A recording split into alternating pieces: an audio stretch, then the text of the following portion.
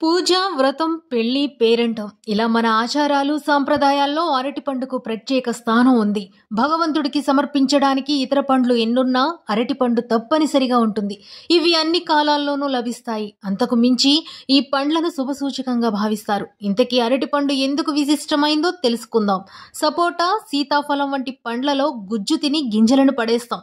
అలా పారేసిన విత్తనాలు మళ్లీ మొలకెత్తి వృక్షాలై తిరిగి పండ్లను ఇస్తాయి. అంటే ఎంగిలి విత్తనాల నుంచి వచ్చిన చెట్ల ఫలాలను మనం ఆరగిస్తాం, దేవుడికి కూడా నివేదిస్తాం.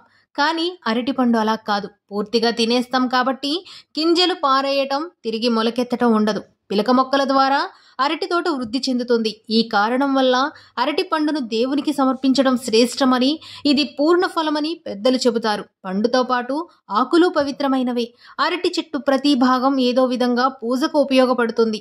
అతి తక్కువ కాలంలోనే ఫలాలను అందిస్తుంది. అరటి పండ్లను ఆరగించినప్పటికీ పిలకల ద్వారా చెట్లు వస్తూనే ఉంటాయి. పూర్ణ ఫలంగా భావించే అరటి పండును దేవుడికి నివేదించి ప్రసాదంగా స్వీకరించడం, తాంబూలంలో అరటి పండ్లను చేర్చడం పుణ్యప్రదం.